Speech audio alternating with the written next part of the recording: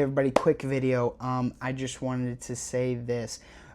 Today is the last day for you to have a chance to win the Holo Speed the Light card. So if you want a chance to win it, make sure you put in the comments Speed the Light. If you already put it down on Monday's video, you are okay. You don't have to add it again. But if you haven't already, put it in the comments down below.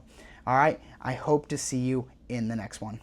What's up, buddy? It's good to see you. Today we are actually going to talk about the BGMC trading card game tournament that just happened at General Council, and I'm actually going to help you build your deck so you understand what you need for your deck. But before we get there, I want to say thank you to all the people that created the game, created the tournament. It was so fun. It was nice to meet a lot of people. Some people who knew me from the channel came up, said hi, took some photos, signed some cards.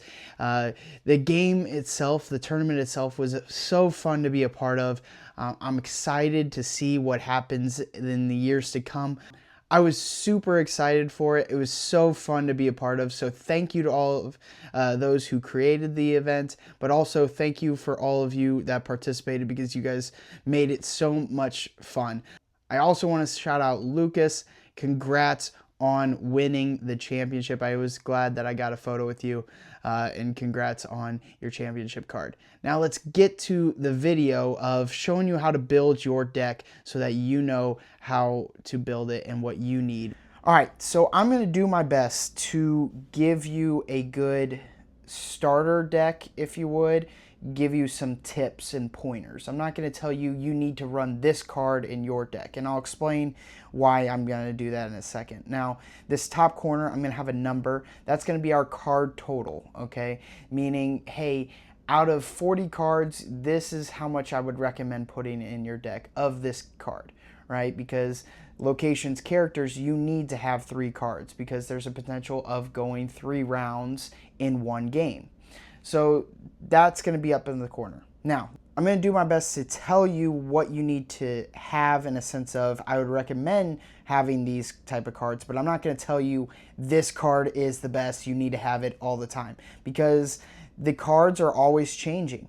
In the tournament play, it was different than playing with friends. And that's the other reason I'm not going to tell you what you need to rock, because tournaments are different than friendly competitions. And you'll see that with characters and partners and the rules of tournaments versus regular friend play. We need to have 3 locations. It is up to you to pick those 3 locations. All locations are different. All locations are unique. I've seen a lot of people, and I will say this, I've seen a lot of people run the Dominican Republic. Why? Well, there's only one partner card, and it will hurt your opponent because the chances of them having this one is lower than having these 2. You get to choose. It really doesn't matter. In the tournament we just played, we couldn't play Rise of Revival, so I have Gen 1 cards here. Now, this is where you can mix and match. I recommend having cards with higher points, because the more points you have, the better chances of you getting resources, because again, to win the game, you need resources. I have Grandpa Buddy, Toxic Ted right here because they are a 9. 9 is one of the higher cards. You can put them here. Now, I also rock Pencil Pal sometimes because it's a high card, it's not a full 9, but when partners with world missions, I get a +5 bonus. A lot of these 8 and 9 cards don't have that +5. Pencil Pal is one of the few that has a high number and a partner card. Now, this is where it gets a little tricky. We go to the partners. Now, I have 2 partners. You can only rock 1 champion, and you can only have, and you can rock however many partners you want, but I would recommend having 2 partners, 1 champion. Why? Because then it's less cards in your deck to help you to get the max amount of resources or other things you may need. I would recommend this one right here. This champion is probably the best card right now. I know I just said that I wouldn't say that. It is, because David and Mary Boyd cannot get beat because it locations all over the world. Now, some partners, right? Some partners only go to some locations. David and Mary Boyd and I think Ralph W. Harris are locations all over the world, and you automatically get this +5 and this ×2. You don't get this partner ×2 if it doesn't match this location. So again, you need to figure out which type of partner cards you want to rock. And it really helps if you have Pencil Pal, right? Because world missions, I get the +5. Even if I don't get a ×2 because it doesn't match the location, I still would get the +5 and the 8. Now, that is if you are playing friendly game, right? I say that because of this. Now, say I did rock this, okay? I'd get the +5 and the 8 ×2 because it matches World Missionaries. However, let's just pretend they put Poland, and it was this. In tournament play, from General Counsel, in tournament play, the Poland, since it did not partner with this, I would not be able to use this. So I wouldn't get the +5, I would only get the 8. So again, are you willing to risk the chance that your opponent is gonna put down a card with world missions? So that's where it comes down to you trying to figure out what type of card you want in your deck when it comes to the partners. Then let's go to our action and power-ups. This one is more fun. I think this right here affects the game entirely. Here's why. Action cards have power. Unlike the game board, the game card mats have 3 power-ups. The game board itself only has 2. This is because there's cards like this super action card that allows you to have 3 different power-ups, and you can match all 3. How I would recommend this is finding 2 action cards that have the similar power-ups here at the bottom. Why is that? Because again, you're watching this total 40 card deck. So you want to find cards that match so that you can place them down. But what about discarding? Don't you need them? Well, your power-up cards always come back to your deck, so you can always reuse them. So it's important to find actions that match the power-ups so you don't have to waste space adding a bunch of power-ups. However, this is also the spot where it's a make or break because there's a chance that someone has a change of plans.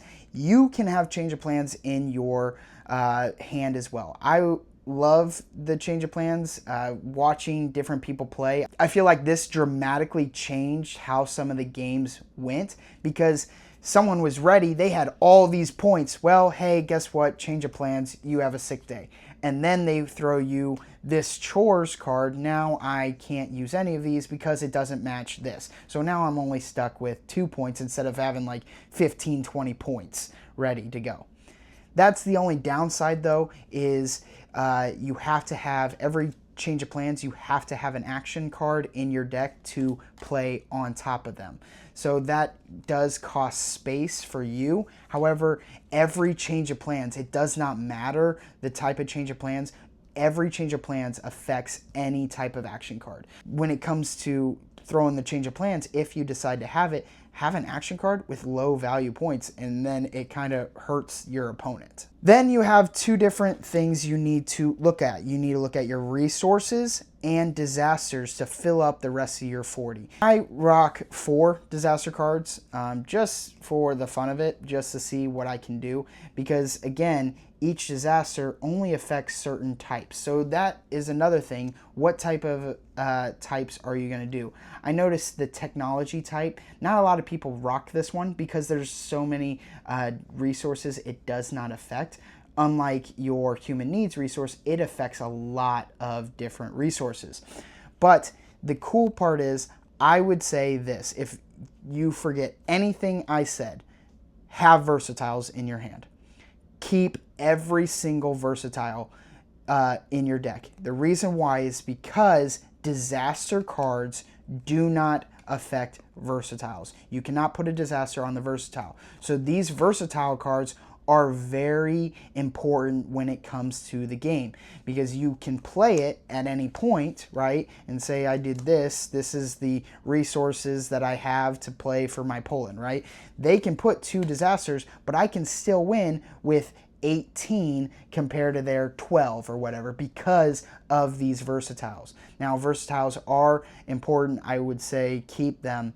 And disasters, if you want to have chaos, like my brother, he has like 5, 6 of them and just loves to just put them down on random people and they can't do anything.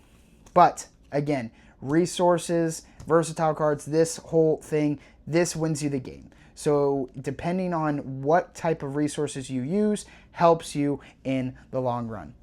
So with that said, this is kind of a small, quick breakdown of how to build a deck. If you have any questions, leave it in the comments below. I would love to help you in any way I can.